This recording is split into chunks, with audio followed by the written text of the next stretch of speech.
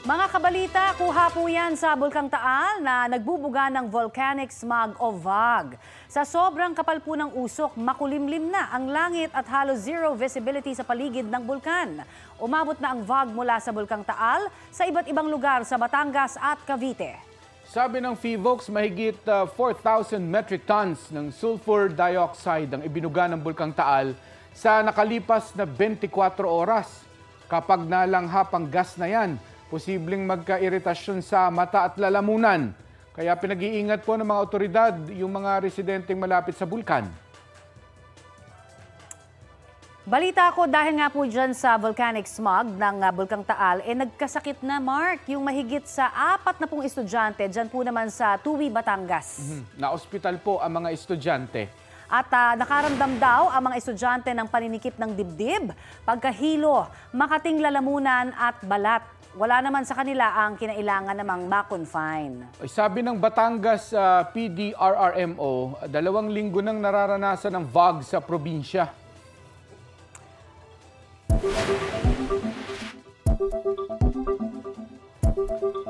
At ito mga kabalita, dahil nga po sa poor air quality sa ilang lugar, may mga LGU nang nagsuspinde ng klase. Kasama dyan ang ilang LGU dito sa Metro Manila. Eto na, at suspended na nga po ang afternoon classes sa lahat ng antas sa public at private school sa Marikina.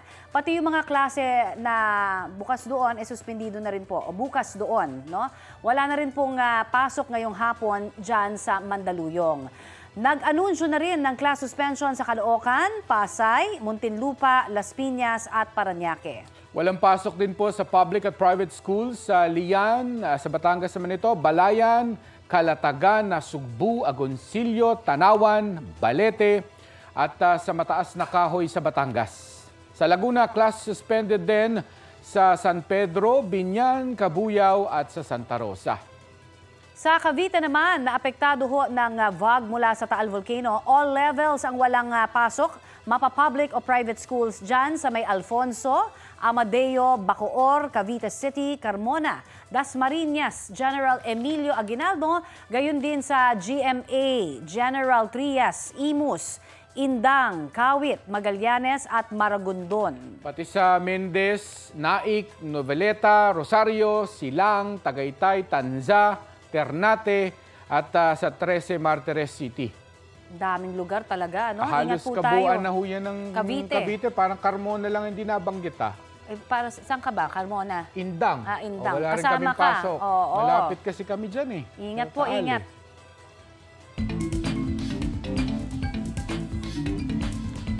Mas mababa na raw sa price cap ang presyo ng bigas sa ilang palengke. Ang tanong, posible na kayang tanggalin tong price cap na ito. Oo nga, marami nagtatanong yan. Pero ito, sabi ho ng Department of Trade and Industry, posibleng maglabas po sila ng ang Department of Agriculture ng rekomendasyon sa susunod na 2 linggo. Wala pang pahayag ang DA tungkol dito.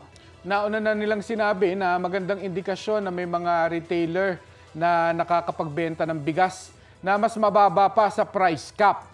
Ayon sa Bureau of Plant Industry, tumataas na ang rice self-sufficiency ng bansa. Sapat din daw ang supply ng bigas.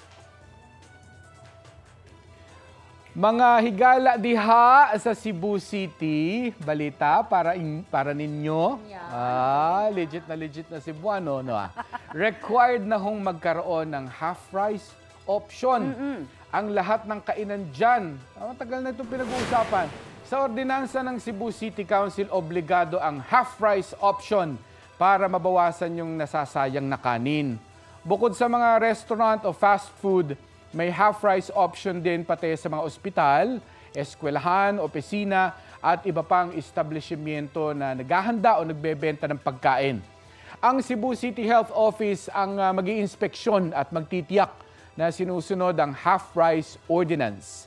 May multang hanggang 5,000 pesos at posible pang masuspinde ang business permit ng mga kainan na lalabag dyan.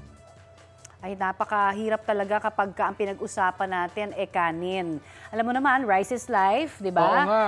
Pero maraming tututol, pero at some point, kailangan din natin ma-realize na ang laki pala, Mark, ng ating mga nasasayang, no, na kanin, no? Dapat maging masinop pala talaga tayo sa mga, syempre, pagkain natin, yung Food bigas, di ba? wastage, ano? Oo. Kasi halimbawa ikaw, nakaka-isang cup ka ba ng rice? Secret. Pero, Oh.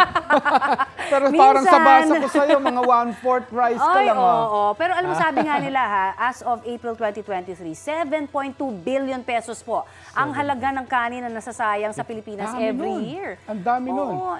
Anong ginagawa doon? Yung mga natitira? Ganun Marami ba? doon siguro yung parang, dahil nga ang minimum ay 1 cup. Oo. Hindi naman mauubos ni Connie ang 1 cup. Di, anong gagawin niya? Uy. Isasangag mo pa ba yung other half? Depende yan Di sa ba ulam, iiwan mo na sa restaurant yun? Sayang. Uuwi mo na, 'di ba? Pagka ganitong mahirap ang buhay, 'di ba? Oo. Huwag na tayo magsayang talaga. Tama naman. O ito naman, ha, good news para sa mga consumer. Pumayag na po ang mga manufacturer na hindi muna magtataas ng presyo ng pangunahing bilihin sa ngayon.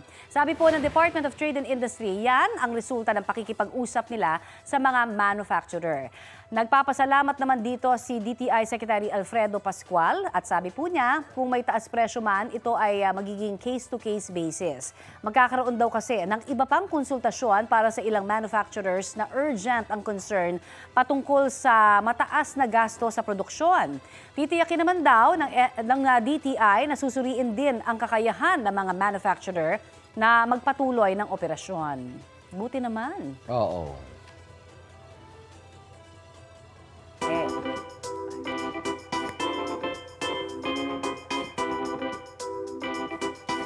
Ayan, Aubrey. Ano na ang Friday mo? Oo, Mare, ito ang aking Friday serving pero hindi ng extra rice. Hindi. Wala, hindi na pwede sa akin yung extra rice. Kamote ka no na rice lang. na nga eh. Wow, payat-payat na. Siyempre, chika, ang isuserve ko sa inyo, inaabangan na ang royal ending ng Kapuso Mystery Crime Drama na Royal Blood mamayang gabi. After ng iconic moment na, dahil siya ang masama, God told me to do it. All I did was obey. I just obeyed God. Okay na ba? Pasado na ba? Galing. Oida goes to... Yan ang mga eksena ni Margaret, ha? Pero ano na nga ba ang mga eksena sa Royales family? When will Mommy wake up? Archie misses her. I miss her so much. So Mommy, wake up. Mommy, wake up now. Don't sleep tight like Lolo, ah. Non-stop dramahan ng hatid ng episode kagabi. Una na riyan si Archie Royales played by Aidan Veneracion na na-discover na comatose ang kanyang mommy na si Megan Young o si Diana sa serye. Si Christoph played by Micael Daes nag-sorry na rin sa mga kasalanan niya sa misis niyang si Diana. May pa-reconciliation moment naman ng siblings na sina Napoy, Christoph at Beatrice para matuldukan na raw ang sumpa sa pamilya Royales. Pero teka, sino kaya ang magtatangka sa buhay ni Diana? Magbabalik na rin ang bet na bet kong si Margaret. At ang tanong ngayon, sino nga kaya ang kasabot niya sa pagpatay kay Don Gustavo Royales? Si Maring Ria nag-tease na sa social media. Uy, exciting mga karoyalista ha! Masasagot lahat yan sa finale ng Royal Blood mamaya pagkatapos ng maging sino ka man. Oh, attention naman mga agase!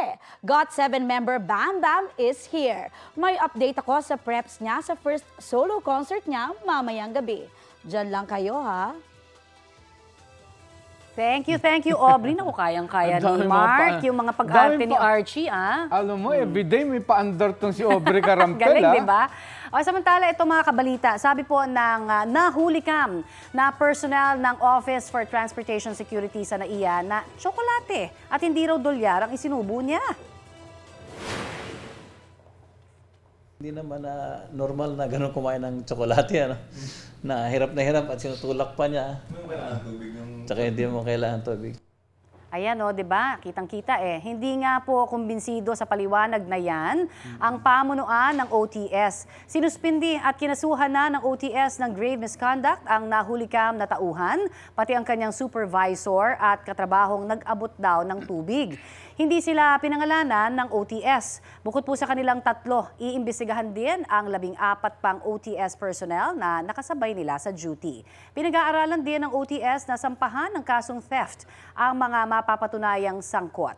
Maximum penalty ang gustong ipapataw ni Transportation Secretary Jaime Bautista. Nadismaya naman ang Manila International Airport Authority sa insidente. Sabi nila, walang lugar sa NAIA ang mga airport personnel na sinasayang ang pagsisikap ng MIAA para mapabuti ang serbisyo ng paliparan. Samantala, eto na, baka tanungin na natin si Mark dahil ito ay hasyendero. Ano kaya ang plano nito ngayong weekend? Medyo, alam mo na, di ba? Medyo may vlog sa area nyo. Oo, so magdi-deep breathing ako. Hindi, joke lang. Hindi, maglalaba. Maglalabas ha? Ng uniform ng GMA niya. Integrated News. Ay, tanong natin kung aaraw. Kung baka naman maglaba ka Bakit may na-assume na wala akong dryer sa bahay? Kasi kanina gumaganyan ka, nagmumuestra ka. O sige nga, Katrina, paano daw yung labahan ni Mark? Yung labada ko, Katrina, matutuyo ba bago magtanghali ng Sabado? Good morning muna, no, Mark at saka Connie. Sabi mo nga may dryer ka, kaya for sure walang problema. Sa bagay. Yayamanin. Pero yung mga wala naman dryer, makakatuyo ba ng Sabado ng tanghali? Eto na nga, sagot ko yan mamaya sa aking weather update.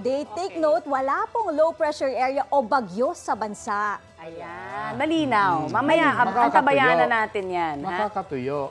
Depende, aabangan mo nga. Yung ba mga vag-vag na yan, ay may epekto ba yan sa, sa weather? amoy. Sa weather? Sa amoy nung labahin mo. Subukan natin galing nito. Mamaya yan, sa pagbabalik Hindi, joke natin. lang. Pagbabalik mo, yung weather sa weekend. Sa weather update. Okay. Samantala, eto na update na po tayo sa latest na sitwasyon ng Bulkang Taal. May balita live si Paul Hernandez ng GMA Regional TV Balitang Southern Tagalog. Paul? Ayan na si Paul. Ay, ito pala si Paul. Nako, Connie, Mark, sa mga oras na ito, dapat nakikita na natin yung Taal Volcano dito sa Tagaytay City kung saan tayo nagla-live sa ngayon. Pero dahil nababalot nga ng makapal na volcanic smog o VAG yung Taal Volcano, eh hindi ito nagpapakita. Makulimlim at bibihirang sumilip dito sa Tagaytay yung itong ang Taal Volcano. Naabot na rin dito yung VAG sa Cavite. Maraming lugar o bayan sa lalawigan ng Cavite yung nagdeklara na ng suspensyon ng klase. Sa Batangas, balot din ng VAG ang ilang bayan gaya ng Agoncillo, Lemery, Lipas City, Tanawan City. Sa huling tala ng Provincial Disaster Risk Reduction Management Office o PDRRMO Batangas, 26 na bayan ang apektado ng VAG. Sa 24 oras na monitoring ng PHIVOLCS, mahigit 4,500 tons na sulfur dioxide ang pinakawala ng Taal. Kaya marami nang nagkansela ng pasok sa eskwela.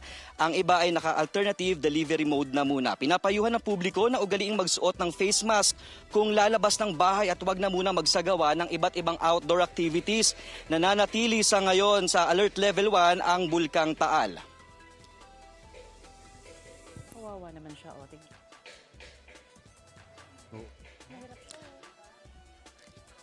Samantala, Connie, Mark, sabi ng PHIVOLCS sa atin, wala pa naman daw silang nakikitang indikasyon o mga rason para itaas Alert Level 2 yung Bulkang Taal. May mga parameters daw silang sinusunod para maitaas nga sa Alert Level 2 yung Taal, yung Bulkang Taal. At sa ngayon, katitila lamang ng ambon dito sa Tagaytay City at hanggang sa ngayon, makulimlim yung paligid. Connie, Mark. Paul, Paul, parang naiiyak-iyak ka. Ano ba pakiramdam dyan? Parang naluluha kang, mababahing na... Mahirap ang... Ano ba epekto ng sulfur? Kasi yan di ba? Yung VAG. Ano pakiramdam?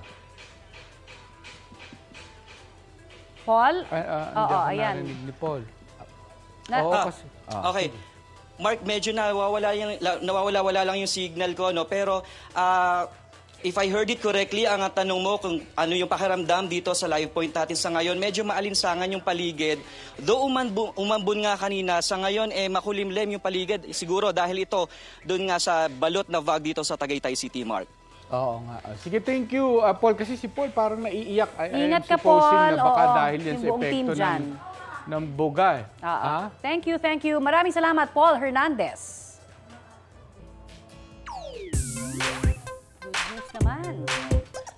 Okay, good news naman tayo. Good job. Ang isang para-athlete na taga Sariaya, Quezon, pinatunayan niyang hindi hadlang ang kapansanan para magtagumpay.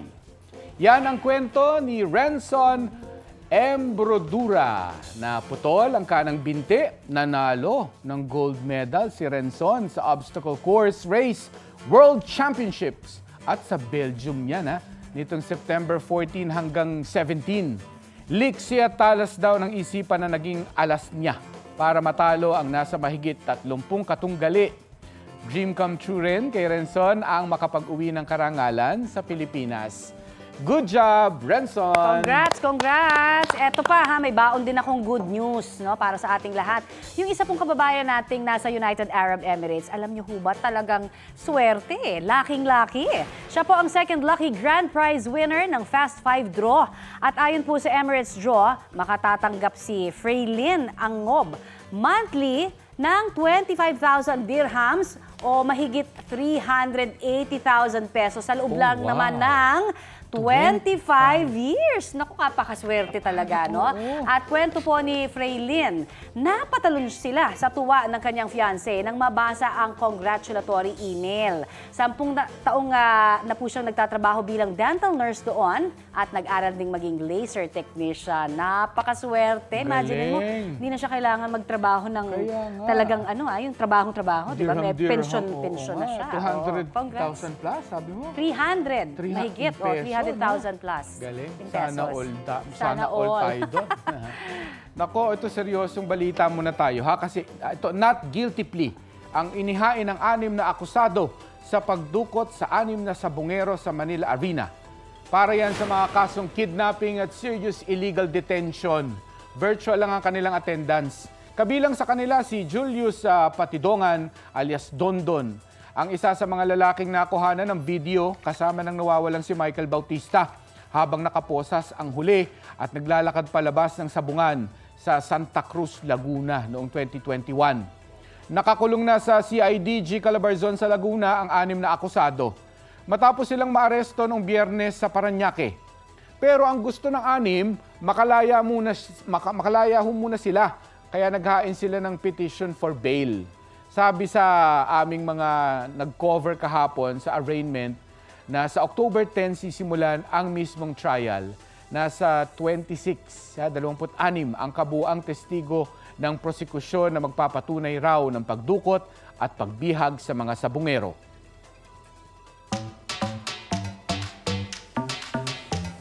Ito Mark alam mo dito sa atin madalas ginagawa 'di ba yung sports na sa mga court or stadiums natin. Pero ibahin natin itong nasagap kong balita na talaga hong nakakapapawaw talaga yan. Aba, diba? Yun nga may ping-pong match daw kasing nangyayari sa space. O diba? Di syempre, ang witting tawag dyan ay space pong. Of course, dahil ping-pong sa space, space diba? Pong. Yan ang mga Chinese astronauts na sina Chu Yang-chu at Kuei Hai-cho. At sa live stream po nila mula sa Chinese Space Station, dinidemo nila sa mga estudyante kung paano sila maglaro ng ping-pong bilang lesson sa microgravity. Ang gamit na bola, isang malaking patak ng tubig. Pinakita muna nila na sa regular na raketa, dumidikit ang tubig. Galing mo? Galing Cute. Buo yung tubig, no? Pero nung balutan ng tela na hydrophobic, tagumpay na silang nagsalitan sa paghampas sa bola. Medyo slow motion nga lang, space nga Tuwang-tuwa naman ang mga estudyante sa natunghayan nilang out of this world ping-pong match. Wow talaga, space pong. Yeah, galing Mag-space pong tayo pag may extra tayong pera. Oo nga. Makapag-space pong. Samantala, nagsanay ang PNP Aviation Security Group para maging handa sa hostage situation sa paglaban sa mga terorista. Balitang hatid ni John Consulta.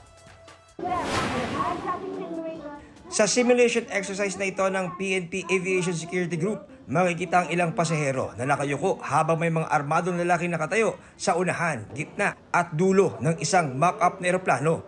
Ang senaryo, nagdeklara ng hostage situation ang mga umunoy terorista na humihingi ng $15 million at pagpapalaya sa kanilang mga nakakulong na kasamahan. Sa isang punto, pinalabas ng hostage takers ang dalawa sa mga pasahero pero nang makalabas na ng eroplano,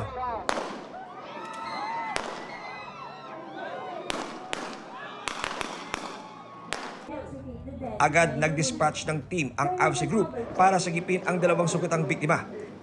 Nang bumagsak ang negosasyon, pumunta na ang AFC Group kay PNP Chief Benjamin Acorda Jr. para ipaalam ang tinatawag na last resort. Sir, mission, confirm clearance to execute. Unleash final option, sir.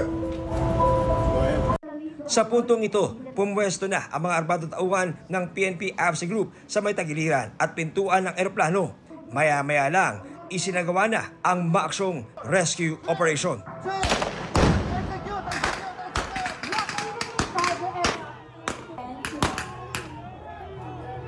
Sa pagkatapos ng operasyon, 4 na terorista ang kunwari patay habang 3 ang naaresto. Nailigtas naman ang may 30 pasahero at crew. Pagkatapos, nagsagawa ng bomb sweep para siguraduhin wala ng banta. Mahalaga po to give assurance to our travelers that the country of destination, the Philippines, is safe, and also that we are ready for any eventuality. And also, alam natin yung threat ng terrorismo is palaging nandyan, so we need to be prepared. Actually, last month, nandun din kami sa SBMA. Naghiram tayo ng eroplano nila doon for us to have a real feel itong mga plane. Hindi lang ganito na parang Mac. The more we bled in training, the less we bled in battle, sabi nga. Yan ang balita ko. John Consulta ng GMA Integrated News. Eto na, alamin na po natin ang latest situation sa Batangas sa gitna ho ng volcanic smog mula sa Bulkang Taal. Nakasala ngayon sa balita ko si Batangas PDRRMO Head Dr. Amor Calayan. Magandang umaga po. Welcome po sa balita ko, ma'am.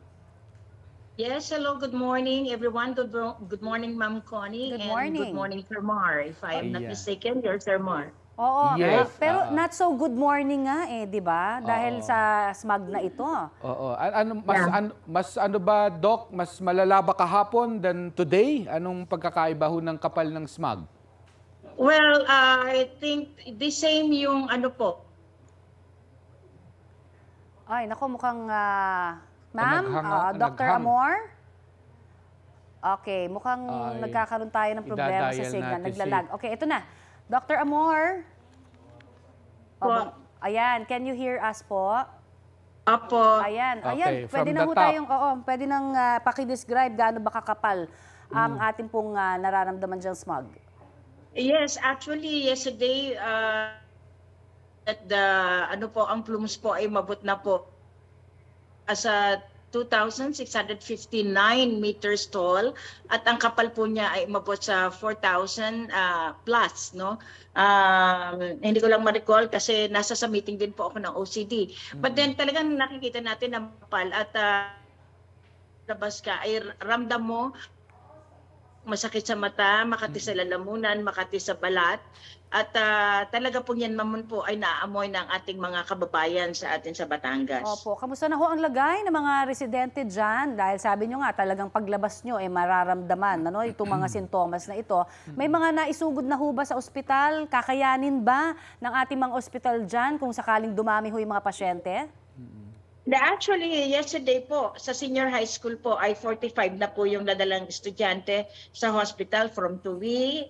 We have one from Jose Lopez High School, one from the private school, the Peace Academy po. And a total of almost 45 or more na students po ang nadala. But then, ito naman po mga estudyanteng nadadala natin sa hospital after due assessment and immediate prevention, sila naman po ay nakakauwi at sila naman hindi po nako-confine. Katulad din po ng mga nangyari nung isang linggo na meron din pong mga nadalang estudyante dun po sa Bayorbor, sa atin po sa Balete, sa Mataas na Kahoy. Wala naman pong na-confine, assess at sila naman po ay nabigyan ng Pangunang Lunas, oo. Ayun, mabuti kasi naman. Talagang, ang problema naman dyan kasi pag na-trigger, Doc, yung existing ano mo yun, yung Respiratory respiratory problems. illness. So ang mahalaga, I guess, yung supply nyo ho ng not the ordinary surgical mask, kundi yung N95. Sapat naman ho sa mga butika nyo yung supply? Actually, hanggang sa ngayon, we were able to distribute 73,500 masks already of N95 because we are really requesting everyone to have the N95, yung pong standard natin, so that is a high particle. Yung pong mga particles, mga slow, very minute particles po coming from the smog, hindi po talaga makakapenetrate yan. I see, okay. Yun po ang maganda doon. Oo, pero ito ho, bukod sa pamamahagi nyo ng mga face mask, ano pa ho ang maaaring maitulong kaya para ho dun sa mga apektado nating residente? Nasa inyo po ang pagkakataon ngayon para manawagan. Yes, actually po talagang nakakalungkot na kagabi pa lang nakikita kaming tao sa labas ng karsada, nagkwekwentuhan, walang mask, at talagang sinasagap nila ang smog. Sana naman po ay sumunod tayo sa ating mga patakaran, sa amin pong mga disaster risk reduction management officers, nag-meeting na po kami, at kami po ay bumuo po ng isa pong aming programa na sana po ay pakinggan ng mga tao. Ang unang-una po ay tayo ay mag-mask. Mask compliance is really essential, kasama ganap ng pag-inom ng maraming tubig. At sila may mga asma para hindi na lumala. Tapos po, kasama din ito ang atin pong exposure-less na program. Sana po, pag sinabing umuwi ng bahay, tumigil ang bahay, sila po nasa loob ng kanilang sarado din po ang Okay. Oo nga. Oo. Sige po, i-recap lang natin kasi medyo choppy po. So hanggang sa maaari mag-N95 mask, no? Tapos kung meron ho tayong mga comorbidities, yung mga lalo na yung mga hirap na, no? Dati pang merong mga respiratory ailments, kailangan uminom ho ng maraming tubig. At kung hindi naman talaga wag na ho tayong lumabas ng bahay. Ayan. Marami pong salamat. Kay Batangas PDRRMO Head Dr. Amor Calayan. Thank you, ma'am. Thank you. Thank you. Thank you.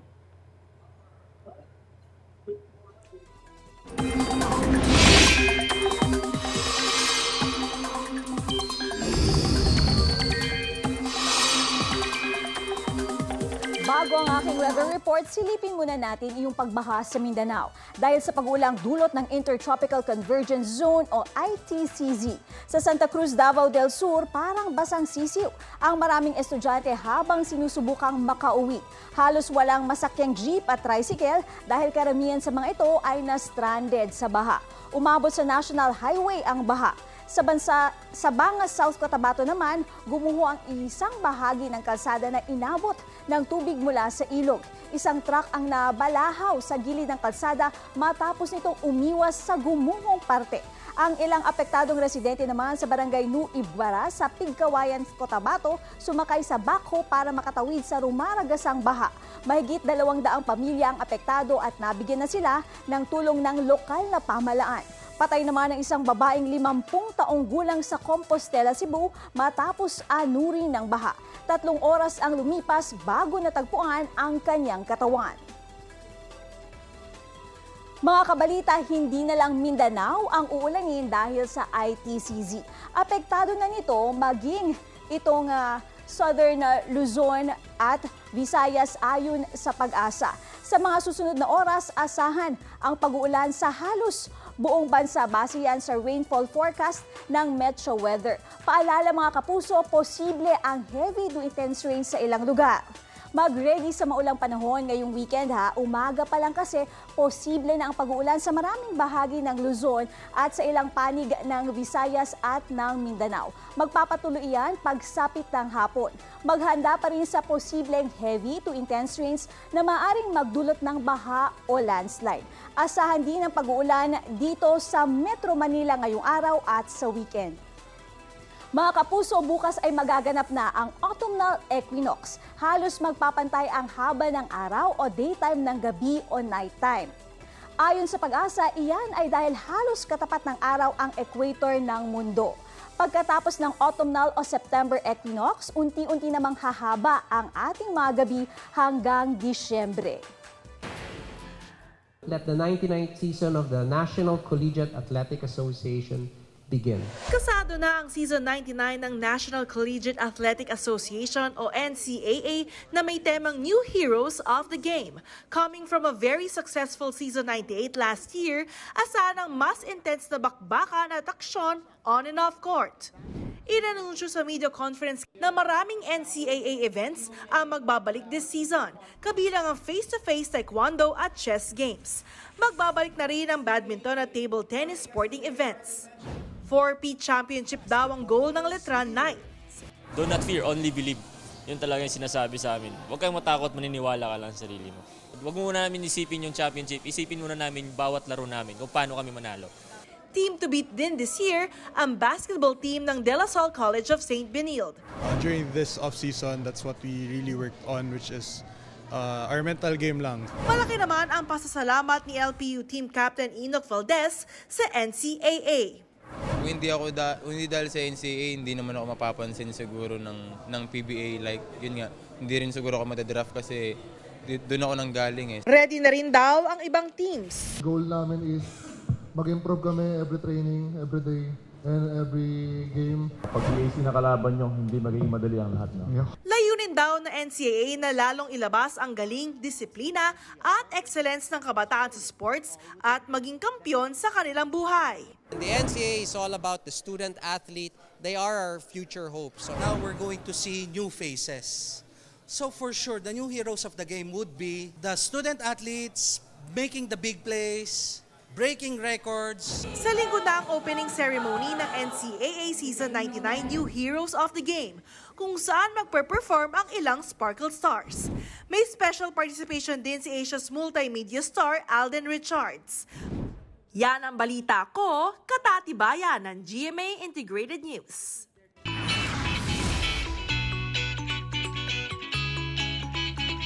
Ito na eh. Mga kabalita, Connie, Yes. Connie, alam natin na ang daming patok na street food, di ba? Oo. Pero itong natunto ng balita ko, bay parang naka-travel ka na raw sa Taiwan. Panoorin natin ang diskarte na mag-asawang may-ari nito.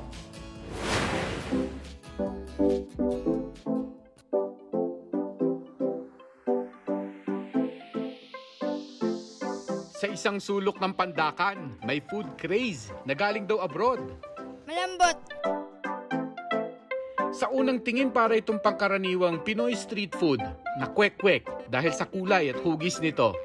Pero hindi ito gawa sa itlog, kundi sa kamote. Na-inspire po kasi ako nung pumunta ako ng Taiwan. Sabi ko, magandang idea itong sweet potato balls kasi wala pa ako nakikitang ganun sa Pilipinas. I say you just buy one, we try. And then she liked the taste of the sweet potato balls. Kwento ng kanyang Taiwanese na mister. Nagpaturo pa raw siya sa kanyang ina kung paano gumawa nito. Because actually it's like our childhood dessert street food. So we see that all the time when we grow up. Yeah, we're just searching it. And then I asked my mom how to make it. 35 pesos ang kada order ng 6 na sweet potato balls o tinatawag na QQ balls. Ito ma'am, yung bestseller po namin, salt and pepper po. Chocolate naman po sir, sobrang benta nito sa mga bata. Tapos po, ito namang milk powder. Itong plum naman po, may mga customer kami na ito talaga yung in-order nila. Approved naman kaya ito sa panlasang Pinoy? Masarap po, lasa pong Taiwan.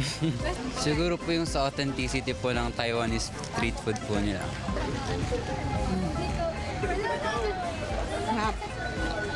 Yum. Masarap.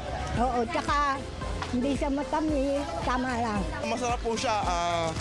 And kakaiba po galing kasi pong Taiwan. Kumbaga sa Pilipinas po is naiba po yung panlasa natin. 500 to 700 pieces ng QQ balls ang naibebenta nila sa isang araw. Ayan po yung main income, source of income namin. Kaya sobrang laking tulong po talaga. Mensahe nila para sa mga tulad nilang gusto ring magnegosyo. Sa mga aspiring business owners din dyan, yun lang, dedication lang talaga and pray na laging i-guide kayo ni Lord sa mga decisions in life. Hindi man madali ang daan patungong tagumpay, bilog naman ang mundo at pwedeng umangat kung may tamang diskarte.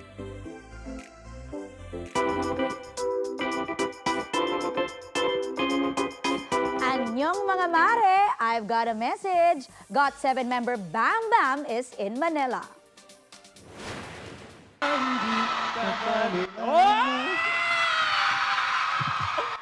All smiles ang K-pop superstar sa kanyang press con at fan event. Balik Pinas ang idol para sa Manila leg ng kanyang first solo concert ng Area 52 mamayang gabi. Ngayong solo act siya, ibang style raw ng music ang ipapakita niya sa mga agase. Isa sa mga guest niya ang OG K-pop idol at Pinoy at heart na si Sandara Park. You know, Dada Auntie, she take good care of me. She always, you know, this time she wanna bring me to eat something called palut. Sa iba pang balita, ilang Chinese national ang dineport o dinedeport ngayong umaga. May balita live si Maki Polido. Maki. So hindi pa rin pinabababa yung mga i-deport na Chinese nationals. Hanggang sa ngayon ay nakasakay pa rin sila, nasa loob pa rin sila nung dalawang bus na nasa likuran ko. Sabi ng mga Presidential Anti-Organized Crime Commission, dahil hinihintay pa rin yung implementation order mula sa Bureau of Immigration. At may bibigay lang yan matapos nga ma-cross-check lahat ng mga dokumento. So bale, ikino-compare kung tama ba yung pangalan dun sa travel document na galing sa Chinese Embassy dun sa deportation order na in-issue naman or i-issue ng Bureau of Immigration. So itong deportation na ito ay resulta ng operasyon nga ng Presidential Anti-Organized Crime Commission. Noong August 1 kasi ay ni-raid ng PAOK, yung gusali kung saan nag-ooperate yung Rivendell. Isa itong kumpanya ng Pogo. Mahigit 100 foreign nationals ang naabutan sa raid. Pero of the more than 100, 24 lang dito yung naaktuhang nagsasagawa ng online scam. Yung 24 ay nasa City Jail at humaharap sa kaso kaugnay sa cybercrime. Yung ibang foreign nationals na inabutan si raid, i-deport bilang undesirable aliens. Naging undesirable aliens ang mga ito matapos hingi ng PAOK sa PAGCOR na kanselahin yung kanilang lisensya o yung lisensya ng Pogo Company na Rivendell. At nang makansela, idineklara na ang mga foreign workers bilang undesirable aliens at subject na nga for summary deportation tulad ng gagawin first batch ngayong umaga. Habang pinoproseso bago idala sa airport, 3 sa mga ide-deport yung nagtangkang tumakas. Sinubukan nilang lumabas from a window sa 4th floor ng gusali pero nahuli rin. With the help of a translator, tinanong natin ang isa sa mga ide-deport kung nag-online scam sila. Ang sagot ay hindi naman daw. Tinangkarin daw nung nakausap natin na tumakas dahil nadamay lang naman siya dun sa raid. Hindi naman daw siya nagtatrabaho bilang Pogo worker ng Rivendell. Kaso nung araw ng raid daw na yun, bumibisita siya sa kanyang kaibigan. So katulad ng nabanggit ko, first batch itong deportation na to ng mga Chinese nationals. Sa susunod na linggo ay may 2 batches pa ng ide-deport. Isa ide-deport pabalik ng China, yung isa naman ay pabalik ng Malaysia. Connie, Mark? Maraming salamat, Maki Pulido. Sa General Trias, Cavite, na mahagi ng mga nakumpiskang bigas si Pangulong Bongbong Marcos. May balita live si Ivan Mayrina. Ivan?